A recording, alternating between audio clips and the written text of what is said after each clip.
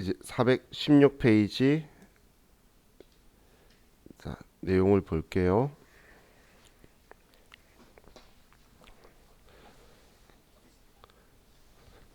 자, 피부비 계정을 추가로 등록하라고 적혀 있죠. 아래 그림은 답이에요. 그래서 제조원가 코드 범위 내에서 피부비 계정을 추가로 등록하시오라고 적혀 있는데, 자, 그럼 지금 계정 과목 및 적용 등록에서 자, 제조원가 범위라는 건 여기 501번부터 600번까지를 이야기하는 거예요. 그럼 지금 이 사이사이에 보시면 사용자 설정 계정 과목이라는 칸이 보이시죠? 이 사용자 설정 계정 과목들이 빈 칸이에요. 그럼 이 빈 칸에다가 아무 곳에다가 우리가 만들어 주면 되겠네요. 자, 그럼 그냥 우리 아래쪽에 지금 501번부터 600번 사이에 사용자 설정 계정 과목이 많으니까 자, 하나를 클릭하시고, 자, 그리고 여기에 우측 클릭을 하시면 자, 계정 과목 코드명에 피복비라고 치시고, 그리고 성격은 우리 제조경비 5번 선택하시면 자, 얘 만드는 게 끝난 거예요. 자, 지금 우리 교육용 버전에서는 이 과목 코드가 변경이 안 돼요. 그렇기 때문에 우리 답을 보시면 여기에 그 답에는 그림이 피복비라고 이렇게 나와 있죠. 그래서 이게 변경이 되어 있는데 우리 교육용 버전에서는 얘가 다 지원을 안 하기 때문에 여기 이 과목 코드는 변경이 안 되어 있어도 신경 안 쓰셔도 돼요. 자, 다음 이번에 138번 전도금 계정을 소액 현금 계정으로 수정 입력하시오라고 적혀 있죠. 자, 그럼 자, 여기에 코드 번호 아무 곳이나 한번 클릭을 하시고 코드 번호 있는 곳을 클릭하시고 번호를 138번이라고 치시면 그 위치로 이동할 거예요. 그냥 코드 번호 있는 곳에서 138번이라고 치면 우린 전도금 있는 쪽으로 위치가 이동을 하죠. 그럼 이거에 대해서 우측에 수정하려 그러니까 칸이 막혀 있죠. 얘가 막혀 있는 이유가 다른 거 클릭해 보시면 전도금 계정 과목이 빨간색이라서 그래요. 그럼 이 빨간색 계정 과목은 제가 수정하지 말라가 아니고 가급적이면 수정하지 말라 그런 의미라고 있었죠. 근데 지금처럼 시험에서 이 계정 과목을 수정하라고 하면 자, 우리 키보드에 보시면 좌측 제일 아래에 컨트롤 키가 있어요. 우측 말고 좌측 쪽을 써야 돼요. 좌측 아래에 컨트롤 키를 누른 상태에서 F2번을 누르시면 누른 상태에서 컨트롤 누른 상태에서 F2번 누르면 우측이 입력이 되도록 커서가 들어갈 거예요. 그럼 여기에서 소액 현금이라고 치시면 계정 과목 이름이 변경이 되죠. 컨트롤 F2번 우리 교재 아래에도 컨트롤 F2번이다라고 적혀 있죠. 그걸 클릭하신 후에 하시면 빨간색으로 되어 있는 계정 과목을 수정할 수 있어요. 근데 또 다른 곳 한번 클릭했다가 다시 가보면 또 막혀 있어요. 그죠? 다른 곳 클릭했다가 가시면 또 막혀 있는 걸 보시게 될 거예요. 자, 다음 우측에 3번 자, 811번 복리후생비 계정에 현금 적용 8번 등록된 내용을 야근식 때 현금 지급으로 수정하시오. 자, 그럼 이번엔 적용을 수정을 하는 건데 자, 811번으로 갈게요. 코드 번호 클릭하시고 811번이다라고 치면 이제 그 위치로 또 휙 하고 날아가요. 자, 그럼 복리후생비인데 자, 적용은 현금 적용과 대체 적용으로 둘로 이렇게 나눠져 있죠. 이 중에 지금 현금 적용이라고 했고 지금 현금 적용에 8번에 보면은 임직원 피복비 지급 적혀 있는데 이걸 그냥 위에 덮어 쓰면 돼요. 얘는 지우고 쓰는 게 아니고 우리 프로그램은 그냥 덮어 쓰시면 돼요. 야근식 때 현금 지급으로 수정하시면 돼요.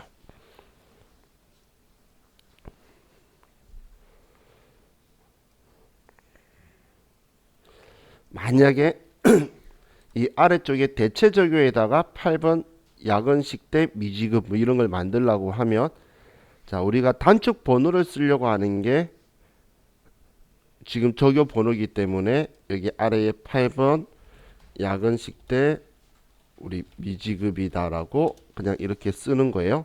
여기는 1, 2, 3, 4, 5, 6, 7, 8 순서대로 가야 되는 게 아니에요. 예를 들어서 여기에 5번을 또 만들 거예요. 그럼 5번이라고 제가 써서 여기에 뭐 직원 회식 때 미지급이라고 치면 번호 순대로 자동으로 바뀌어요. 이런 식으로 바뀌기 때문에 여기는 1, 2, 3, 4, 5, 6, 7, 8 순서대로 돼 있어야 되는 게 아니고 우리가 쓸 단축 번호다라고 보시면 돼요. 자, 다음 자, 4번 보시면, 자, 유형자산 분류의 다음의 계정 과목을 추가로 등록하시오. 자, 이번엔 지금 문제가 두 개가 있는 거예요. 지금 문제가 여기 코드 번호 197번 이걸로 문제가 하나 있고, 그리고 217번으로 해서 서로 지금 보시면 이 번호하고 관계 코드가 있는 이 번호하고 연결시키는 계정 과목을 만들라는 거예요. 지금 두 문제가 있는 거예요. 자, 그럼 먼저 197번으로 갈게요.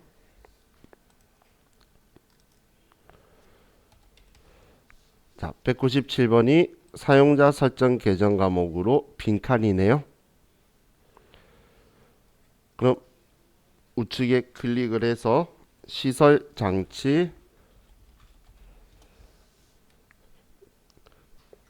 그리고 삼각으로 되어 있으니까, 자, 얘는 이렇게 만들면 이제 197번은 만들었죠. 자, 그리고 아래 217번 얘는 바로 아래 보이네요. 이 217번에 감가상각 누계 아래 문제예요. 지금 여기에 보시면 관계 코드라고 적혀 있는 이 칸이 지금 비활성화가 되어 있는데, 여기에 우리가 차감이라고 4번을 선택을 하면 여기를 입력할 수 있도록 칸이 활성화가 돼요. 지금 이 4번 차감이라고 선택하시면 여기에 이제 우리가 사용을 할 수 있도록 관계 코드에 커서가 들어가죠.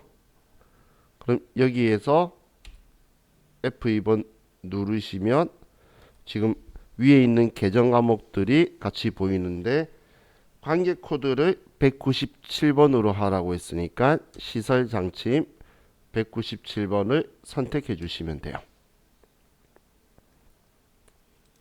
얘를, 자, 이게 관계 계정을 만들어서 이 시설 장치가 우리 사용하다 보면 닳겠죠. 다른 관계되는 애를 여기에 달아서 얼마만큼 달았다라는 걸 서로 연결시켜주는 그런 작업을 한 거예요. 그래서 지금 우리 계정 과목 및 적요 등록은 시험 문제 나오는 게 제일 어려운 게 지금처럼 관계 코드 만드는 거나 아니면 빨간색 계정 과목을 수정하는 거 형태니까. 근데 관계 계정 만드는 거 어렵지 않죠. 여기에 성격을 관계 계정 되도록 차감 넣어 주시면 여기 코드 번호 쓰는 게 활성화가 될 거니까 이걸 수정해 주시면 돼요. 자, 이렇게 하면 우리 계정 과목 및 적요 등록은 구경이 끝났고, 자, 다음 이제 419페이지로 가서, 자, 재무상태표를 볼게요.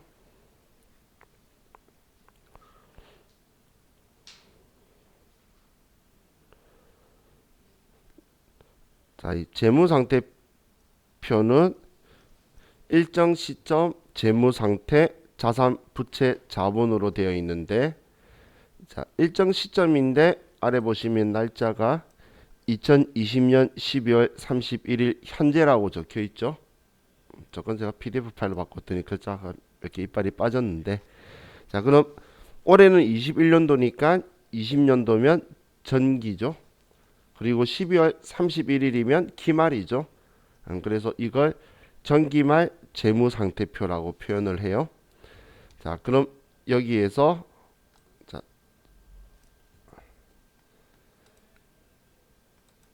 이렇게 어제 제가 쓴 것처럼 T자로 얘를 나누게 돼요.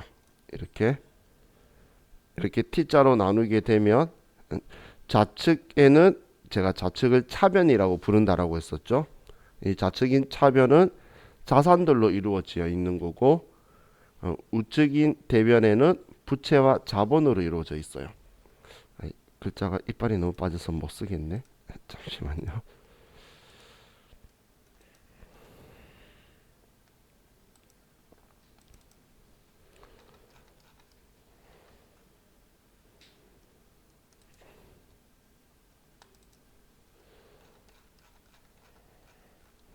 자, 그럼 지금 좌측은 자산이 있으니까 제일 아래에 자산 총계라고 적혀 있죠. 자산 총계라고 되어 있고, 우측은 부채와 자본이 있어서 우리 부채와 자본의 총계인데, 항상 자산의 총계와 부채와 자본의 총계 이 둘은 합이 일치해야 되는 거예요. 얘 둘이가 일치하지 않으면 어딘가에 확실하게 틀렸다는 이야기인 거예요. 자, 그럼 우리는 유동성 배열의 원칙 때문에 어제 제가 그 적었던 분류처럼 먼저 유동자산, 비유동자산으로 분류가 되고, 그리고 이 유동자산에 당좌자산, 재고자산이 있고, 비유동자산에 투자자산, 유형자산 이렇게 되어 있죠. 자, 이걸 우리가 이제 컴퓨터에 입력을 할 건데, 자, 지금 2020년 12월 31일이니까 전기분이에요. 그래서 전기분 재무상태표라는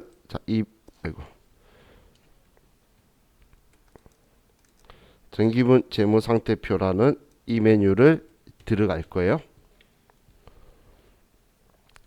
자, 그럼 전기분 재무상태표를 들어가 보면, 자, 왼쪽 자산을 입력하게 되어 있고, 오른쪽에 부채와 자본을 입력을 하게 되어 있는 거예요.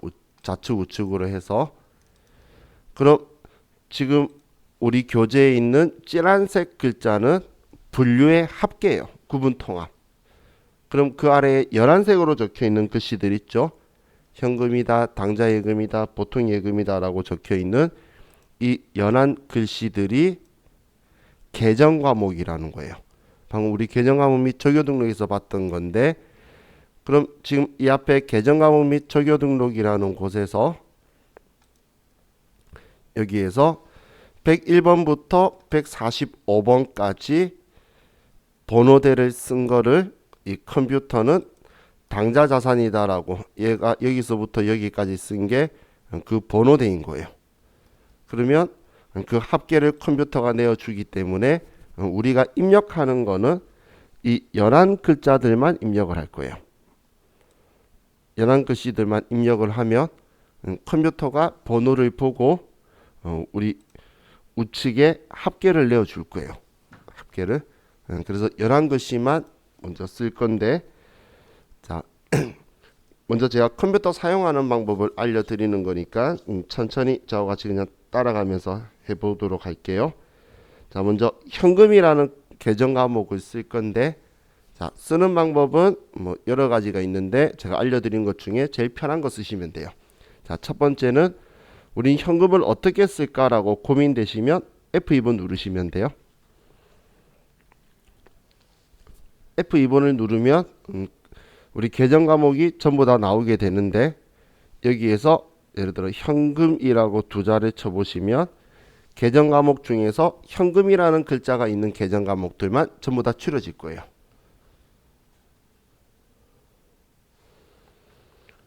그럼 지금 우리는 현금을 쓸 거니까 우리는 101번 현금, 그리고 금액을 쓰죠. 50만 원이다. 오른쪽 숫자 키패드에서 쓰세요. 500000.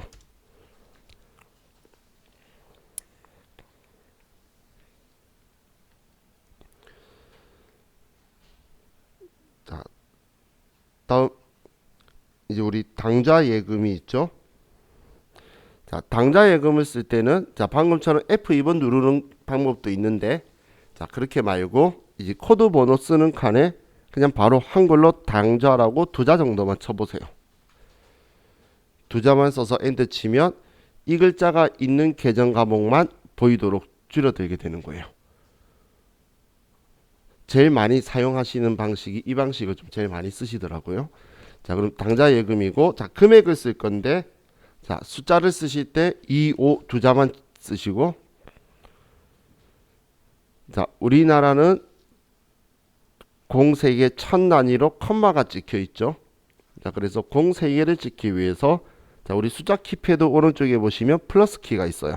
더하기 플러스 키를 눌러 보시면 공이 3개가 붙을 거예요. 그럼 25 플러스 플러스라고 치시면 우리는 2,500만 원이 입력이 되죠. 이렇게 우리 플러스 키가 우리 0하고 공 3개를 많이 쓰다 보니까 숫자 키패드에서는 이 0하고 플러스 키가 크게 적혀 있는 거예요. 그리고 회계 프로그램이 엔터 쳐야 다음 넘어가는 성향 그게 되어 있기 때문에 우리 엔터 키하고 이 3개가 크게 키패드에 적혀 있다고 보시면 돼요. 자, 그럼 이제 또 입력하는 방식이 자, 이제 보통 예금을 쓸 건데 자, 자주 사용하다 보면 이 코드 번호를 알게 되는 것들이 좀 들어 있으실 거예요. 거의 대다수가 저하고 헤어질 때 현금이 코드 번호가 뭔지는 다 아시더라고. 우리 전 세계가 제일 유동성이 빠른 게 현금, 외국 같은 경우 뭐 캐시 이렇게 되어 있는 게 101번이에요. 그래서 이렇게 코드 번호를 알면 그냥 그 번호 치시면 돼요. 그럼 보통 예금이 103번이에요. 그럼 103이라고 치면 그냥 자동으로 계정 과목이 나오게 되죠. 자, 그럼 금액은 18 플러스 플러스라고 치시면 자, 보통 예금으로 금액이 들어오게 될 거예요. 자, 지금 노트북 사용하시는 분들은 그 숫자 키패드가 없는 경우들이 있죠. 그러신 분들은 가급적이면 연습하실 때 우리 시험 볼 때도 뭐 다 그리고 회사 가서도 다 이 숫자 키패드 쪽을 쓸 거기 때문에 자, 숫자 키패드는 사지 마세요. 그거는 비싸요. 숫자 키패드만 있는 건. 그런데 그냥 USB 일반 키보드 있죠. 그런 건 몇 천 원 안 해요. 그냥 그런 거 하나 해서 USB 꽂으셔가지고 키보드로 연습하시는 게 시험이든 나중에 실무적으로든 여러분들한테 적응이 되시면 그만큼 더 편하실 거니까 그런 거 좀 권하고 싶네요. 자, 지금 우리가 입력하는 게 550, 2500, 800 이렇게 썼는데 지금 외상매출금, 대손충당금 얘네들은 좀 특이하게 적혀 있죠. 그죠? 자, 지금 이 왼쪽에 적혀 있는 애들은 뭐냐면 지금 외상매출금은 외상으로 매출한 돈이라는 거예요. 그럼 외상으로 2,580만 원치를 팔았는데 그런데 대손충당금이라는 건 뭐냐면 이 돈 못 받을 것 같다라는 거예요. 그래서 2,580 중에서 25만 8천 원 못 받을 것 같으니까 그럼 얘 빼면 금액이 2,554만 2천 원이다라고 옆에 오른쪽 나오는 거예요. 그럼 외부 이해관계자한테는 이 금액을 보여주고 싶은 건데 이 금액을 외부 이해관계자한테 보여주고 싶은 건데 그러려고 외부 이해관계자한테는 이 금액만 덜렁 보여주는 게 아니라 지금 우리 사실 이 금액 못 받을 것 같다라는 이야기인 거지 못 받았다가 아니죠. 그렇기 때문에 2,580만 원이 있는데 이 금액 못 받을 것 같다라고 이렇게 두 개를 써줄 거예요. 그렇게 쓰면 컴퓨터는 그럼 내 자산을 이 금액만 인식을 하도록 될 거란 이야기예요. 자, 그럼 지금 입력을 한번 해보면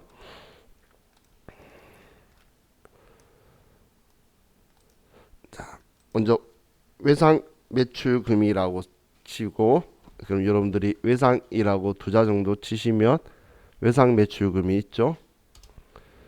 자, 그럼 여기에서 금액을 2,580만 원을 쓰면, 자, 저는 아직 엔터를 안 눌렀는데, 자, 여기 금액을 보시면, 자, 제가 엔터를 치면 당연히 자산에 내가 외상으로 받을 수 있는 돈은 내 돈이기 때문에 엔터를 치면, 자, 얘 금액이 증가되는 게 보이죠? 그죠? 그럼 금액이 늘어났는데, 자, 우리 이번에 대손 충당금이라고 치기 위해서 대손이라고 치면 엄청 많죠. 대손 충당금이. 그죠? 얘네도 도대체 어디에 쓰는 거냐라고 생각할 수 있는데, 자, 이건 우리가 계정과목 및 적요 등록에서 보시면 외상 매출금이 108번으로 해서 만들어져 있는데, 이 아래에 우리가 계정과목 및 적요 등록에서 관계 계정이라고 차감이라고 단해가 여기 외상 매출금인데 108번으로 해서 짝지가 있죠. 그죠? 지금 또 아래에 있는 대손 충당금은 받을 어음이라고 적혀있는 애의 짝지인 거예요. 얘는 자기 짝지가 다 있다는 거예요. 그럼 지금 얘는 당연히 자기 짝지를 써줘야 되겠죠. 그래서 우리는 쓸 때, 자, K랩 프로그램은 스마트 A 프로그램보다 좀 편한 게 참고에 자기 짝지를 보여주는 거예요. 그럼 지금 우리는 외상 매출금에 대손 충당금을 쓸 거기 때문에 참고에 외상 매출금이라고 적혀 있는 이 대손 충당금을 쓰시는 거예요. 그런데 우리 회계에서는 관습적으로 차감 계정을 기존에 만들어져 있는 건 다음 번호를 써요. 그래서 얘가 108번이니까 얘가 109번이다 라고 생각을 하셔도 틀림은 없어요. 그래서 이 참고를 지원 안 해주는 프로그램들도 많이 있는데, 그 프로그램들은 전부 다 제가 그 프로그램을 수업할 때는 관계 계정은 다음 번호 쓰라고 제가 수업을 해요. 근데 얘는 뭐 다음 번호 쓰셔도 되고 직접 눈으로 참고해서 계정 과목을 확인하시고 쓰셔도 되죠. 자, 그럼 지금 제가 금액 아직 안 썼는데 7,430만 원이에요. 그죠? 근데 여기에 제가 25만 8천 원이다 라고 쓰면 금액이, 자, 끝 단위가 30만 원인데 이 금액을 쓰니까 금액이 줄어들죠. 그죠? 그럼 이 금액 쓰니까 줄어들었다는 건, 지금 내가 2580 썼을 때 자산이 늘어났다가 이 금액 쓰니까 자산이 줄어들었으면 컴퓨터는 자산을 이 금액으로 인식했다는 이야기가 되겠죠. 이해가시나요? 그래서 우리는 이 금액을 쓰는 게 아니라 이 두 개를 쓰면 자산으로 인식하는 금액은 이거라는 거예요. 지금 이렇게 다시 한번 생각을 해보면, 자, 지금 4,850이 있어요. 근데 제가 외상 매출금을 150만 원이 있다라고 하면 5천만 원이 자산이 되죠. 근데 이 중에서 50만 원 못 받을 것 같은 거예요. 그러면 50만 원 못 받을 것 같다고 쓰니까, 그러면 4,950만 원만 그럼 내 자산이다라고 줄어드는 방식인 거예요. 그럼 이 두 개를 쓰면은 100만 원만 인식시킨 거죠. 그래서 우리는 외부 이해관계자들한테 우리가 전체 금액도 알려주고 미래에 이럴 수도 있다라는 것까지 알려주기 위해서 이런 형식의 표현을 쓸 거란 이야기예요. 자, 그럼 자, 우리 받을 어음도 똑같은 방식으로 하겠죠. 그럼 받을 어음이다라고, 자, 여러분들이 먼저 쓰시고, 받을 어음. 그럼 받을 어음도 우리가 3천만 원이 있는데 이 중에서 못 받을 것 같은 게 30만 원, 1%는 못 받을 것 같다고 예상을 하는 거예요. 회사마다 뭐 매년 그 내 거래처 100개 중에 1개 정도는 부도나더라 이렇게 생각할 수 있겠죠. 부도는 못 받으니까. 그럼 받을 어음의 대손 충당금은 몇 번일까요? 얘는 당연히 뭐 다음 번호겠죠. 아니면 대손 충당금이라고 쳐보시면 받을 어음 짝지가 다음 번호로 되어 있죠.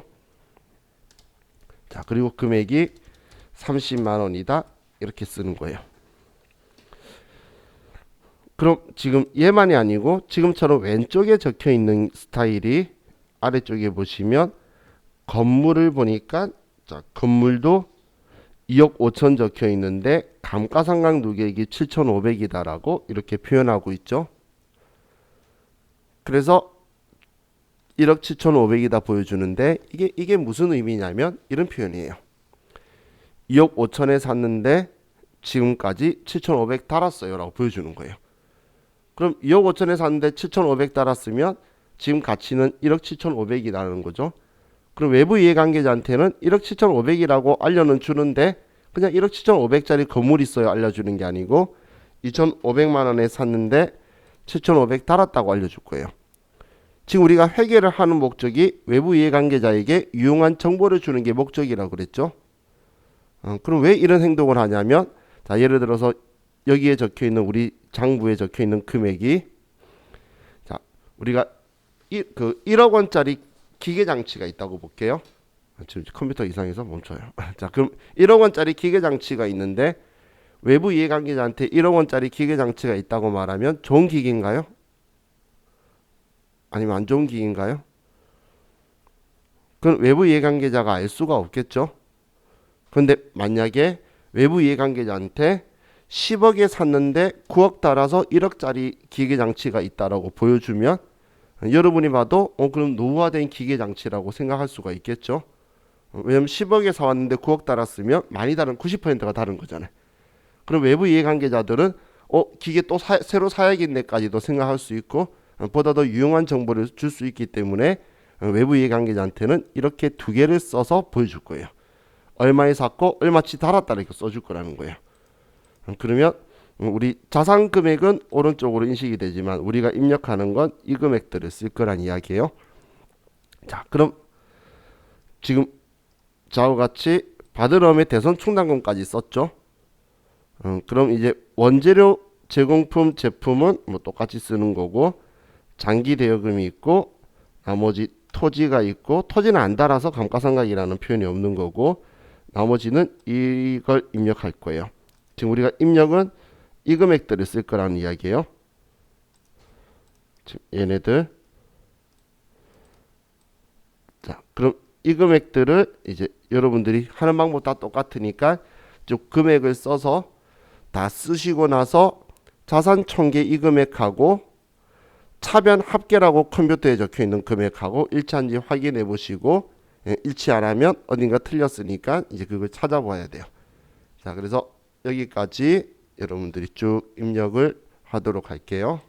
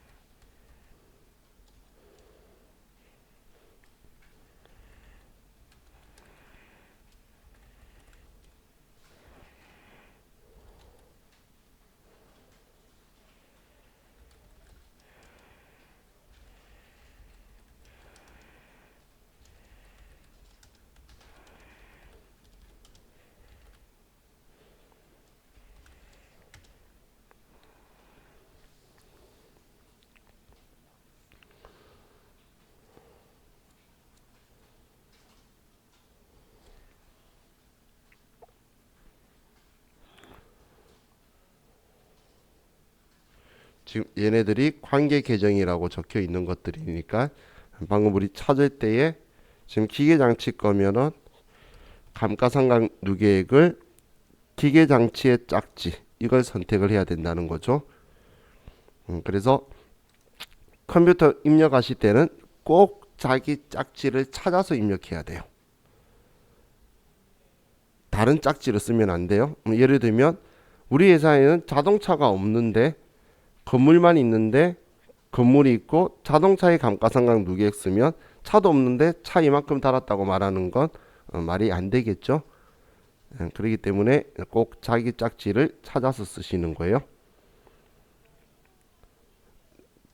자, 그럼 입력하시니까 7억 5,172만 2천원 금액 맞나요? 맞으시면 입력 잘 하신 거고, 자 이제 대변인 오른쪽, 자, 오른쪽에 부채는 유동부채와 비유동부채로 둘로 나눠져 있죠.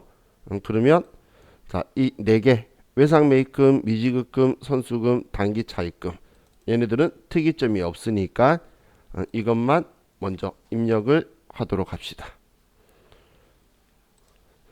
대변 쪽에서 외상매입금, 미지급금, 선수금,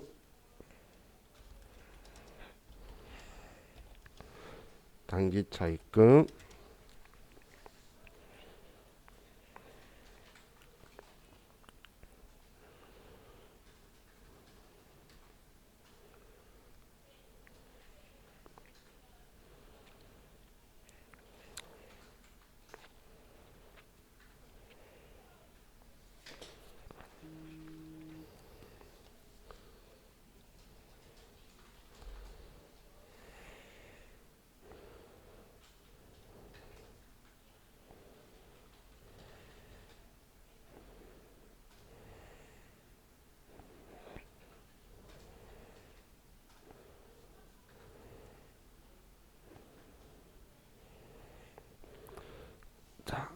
그럼 이제 비유동 부채를 보시면 자 장기 차입금이 있죠.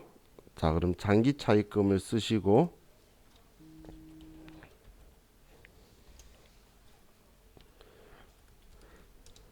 자 다음 우리 퇴직급여 충당 부채라는 개정 과목 때문에 제가 그냥 여기까지만 쓰셔라고 한 건데, 이 퇴직급여 충당 부채는 그냥 간단하게 생각하면 직원들 퇴직금을 모아둔 거예요. 퇴직금 줘야 된다고. 근데 우리가 시험 볼 회사는 제조업이에요. 그럼 제조업인 경우에는 생산부 직원의 퇴직금과 사무직이나 영업직 직원의 퇴직금을 분리해서 관리를 해요. 왜냐하면 공장이 있었기 때문에 들어가는 돈을 전부 다 집계를 하는 이유는, 내가 공장 때문에 들어간 돈을 다 집계를 하고 나중에 우리가 물건 만드는 가격을 산정했을 때 물건 사와서 파는 것보다 돈이 더 비싸면 공장 문 닫아야 되거든. 사오는 게 더 싼데 왜 사회적 기업도 아니고 공장을 운영할 필요가 없겠죠. 그렇기 때문에 이제 이 퇴직급여 충당 부채는 사무직 직원 거와 공장 직원들 거를 이제 구분을 할 건데, 그래서 우리 교재 아래에 보시면 퇴직급여 충당 부채에 제조 부분 5천만 원, 판관비 5천만 원 이렇게 나눠져 있죠. 그럼 자 여기에 여러분들이 퇴직급여 충당 부채 개정 과목을, 자 비슷하게 생긴 애들 말고 퇴직급여 충당 부채, 아래는 보험, 연금 이런 것들이니까, 그럼 첫 번째 거를 선택하시면 아래쪽에 커서가 들어갈 거예요. 그럼 이 아래쪽에 제조에 5천만 원, 그리고 우리 회사는 제조업인 거지 도급, 보관, 분양, 운송회사가 아니에요. 그래서 자, 제조에 5천만 원, 그리고 판관비에 5천만 원이라고 쓰면 합쳐져서 위에 1억 원이다라고 들어가죠. 자, 근데 먼저 입력해서 실수하신 분들은 이제 코드 번호 클릭하셔서 코드 번호 클릭하고 엔터 치면 다시 아래쪽으로 들어가실 거예요. 그렇게 해서 수정을 하세요. 자 이제 다음은 뭐 계정하면 몇 개 없으니까 아래 보시면 자본금이 3억이 있네요. 자본금 3억. 다음 이익준비금이 300만 원이 있고, 자 이제 미처분 이익잉여금이 있는데, 자 이 미처분 이익잉여금은 지금 12월 30일 기준에서는 미처분 이익잉여금이 맞아요. 근데 지금은 2021년도죠. 그럼 2020년 12월 31일에서 올해 1월 1일로 넘기면서 이 계정 과목의 이름은 2월 이익잉여금으로 바뀌는 거예요.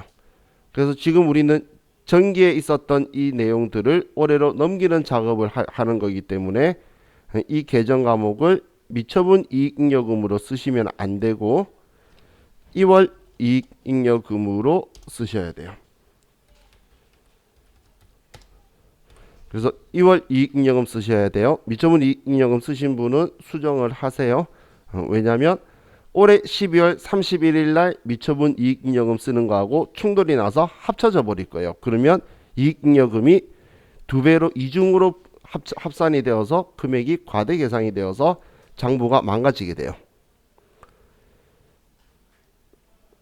자, 그래서 2월 이익잉여금으로 쓰셔야 돼요.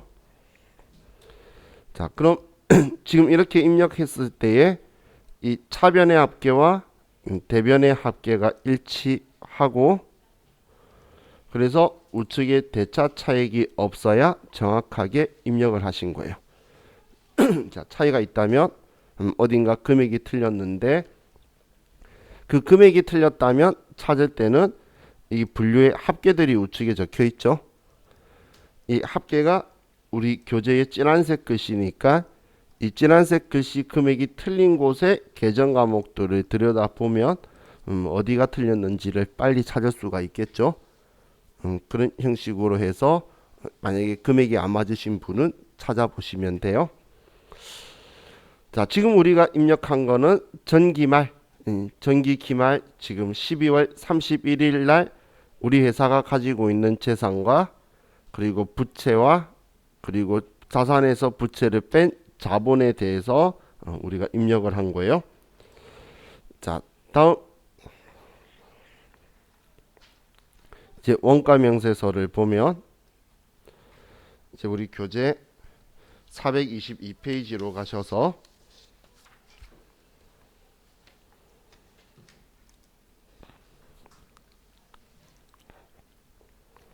422페이지. 자, 제조원가 명세서라는 거는 제조업에서 물건 만들 때에 들어간 금액들 있죠. 그럼 물건 만들 때에 원재료도 들어갈 거고 인건비, 노무비도 들어갈 거고 그리고 공장 직원들한테 쓰거나 공장의 세금이라든지 전기세 같은 거 나가겠죠.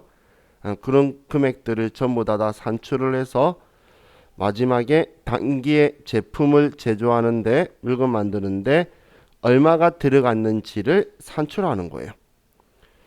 이 금액이 매우 중요한 이유가 우리 물건 사올 때하고 이렇게 만들었을 때하고 금액을 당연히 그냥 쉽게 비교할 수가 있겠죠. 그럼 사오는 게 더 싸면 물건 만들 필요가 제가 없다고 한 거예요. 그럼 여기에는 공장을 운영하기 때문에 들어간 것들을 전부 다 집계를 여기에서 할 거다라고 보시면 돼요. 그럼 도매업이나 소매업을 하는 그런 업종 형태는 제조원가 명세서를 쓰지 않아요.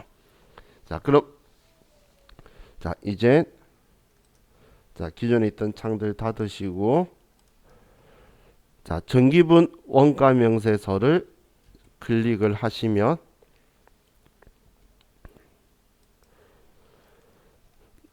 첫 번째 들어왔을 때는 우리가 시험 때는 이런 창 안 떠요. 근데 지금 얘는 아무것도 없는 상태에서 우리가 쓰고 있기 때문에 그럼 원가 통제를 우리 회사의 업종에 따라서 이제 분리를 하게 돼요. 우리는 제조업이라 그랬죠. 그러면 이 제조업만 사용한다고 열하고 만들어 줄 거라는 거예요. 우리가 시험 보는 회사는 도급, 보관, 분양, 운송회사가 아니에요. 그럼 여기 원가 경비가 500번, 600번, 650번, 700번, 750번 적혀 있는 건 우리가 앞에 과거에 계정 과목 및 적요 등록에서 번호대를 500번, 600번, 650번대, 700번, 750번대 이렇게 구분되어 있는 거예요. 왜냐면 우리 회사가 제조업도 하면서 또 다른 분양도 할 수가 있겠죠. 그렇기 때문에 원가를 통제를 하는데 그럼 지금 제조원가 명세서에서 먼저 자, 우리는 제조만 여라고 만들기 위해서는 편집 컷 버튼을 클릭하시고 그리고 이거만 여라고 선택을 하시고 그리고 아래 선택. 그럼 이제 제조만 여가 되었죠. 이런 상황에서 확인. 그러면 이제 재무상태표에 방금 우리가 입력한 게 있기 때문에 그 데이터가 일부 반영되었다는 뜻이에요. 자, 그럼 여기 500번대 제조라고 해서 전기분 원가 명세서가 작성이 되었어요. 작성이 열렸어요. 그럼 지금 여기에 적혀 있는 오른쪽에 적혀 있는 글자들이 지금 우리 교재에 찐한 것이에요. 원재료비, 농우비, 경비, 단기총 제조비용, 기초제공품 재고액 이것들이 지금 우리 여기에 적혀 있는 글자들이다라고 보시면 돼요. 그럼 왼쪽에 연한 글씨들을 쓰면 합쳐져서 오른쪽에 나오게 되겠죠. 자, 그럼 첫 번째 원재료비를 볼 건데, 자, 원재료는 인건비하고 뭐 다르게 인건비는 직원을 고용해서 쓰면 월급이 그냥 그때그때 매달 발생을 하는 건데, 원재료는 우리가 사두고 쓰다가 남으면 다음번으로 넘긴다는 거예요. 그래서 자, 기초 원재료 재고액은 기초는 우리가 시작할 때 이만큼 금액이 있었는데 올해 쓰려고 이 정도 샀다는 거예요. 그리고 기말에 750만 원만큼 남으면 그럼 나머지는 다 사용했다는 말이 되겠죠. 남은 거 빼고는 다 썼다는 이야기잖아. 이렇게 해서 원재료비를 산출을 해요. 그럼 이 원재료를 쓰기 위해서는 자, 이 코드에서 자, 여러분들이 F2번 누르셔서 원재료비를 찾으시고 엔터 치시면 팝업 창이 뜰 거예요. 팝업 창이 뜨죠. 그럼 여기에서 우리 교재에 보시면 기초 원재료 재고액 4,875만 원을 쓰고 단기 원재료 매입액 3억 9,485만 원을 쓰고 자, 기말 원재료 재고액 쓰려고 했는데 들어와 있네요. 750만 원이. 이거 어디서 입력이 된 거죠?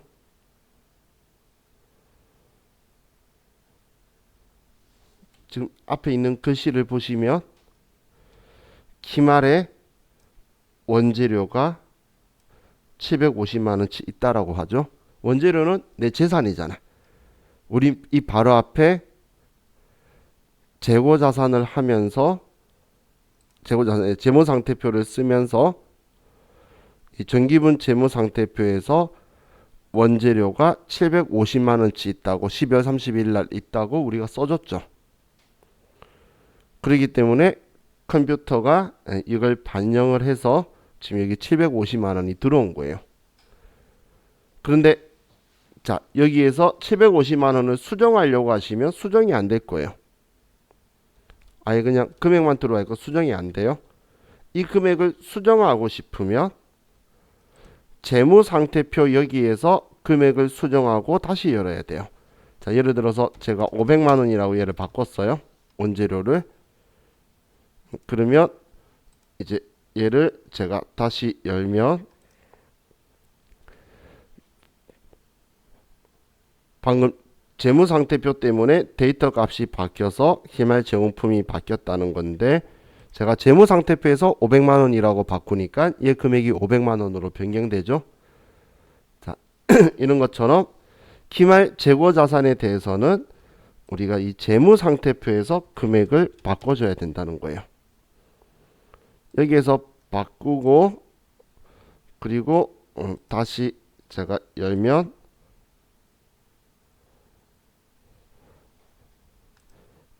이 기말 원재료 재고액이 750만 원 들어와 있죠. 자, 그렇기 때문에 자, 여러분은 기말 원재료 재고액 있는 여기에 이걸 이렇게 표시를 해 두세요. 재무상태표에서 수정 반영한다.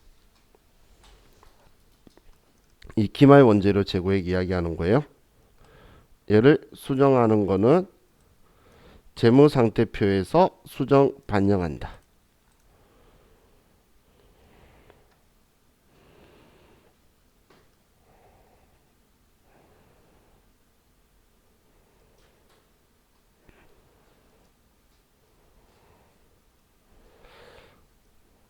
자, 그럼 이제 우리 확인 누르시면 이 원재료비 나와 있는 이 금액이 지금 우리 교재에 있는 4억 3,610만 원하고 일치하죠. 일치하면 이제 정확하게 우리 입력을 하신 거예요. 컴퓨터니까 시간이 엄청 잘 가네. 자, 우리 또 좀 쉬었다가 또 같이 하도록 할게요. 쉬었다 합시다.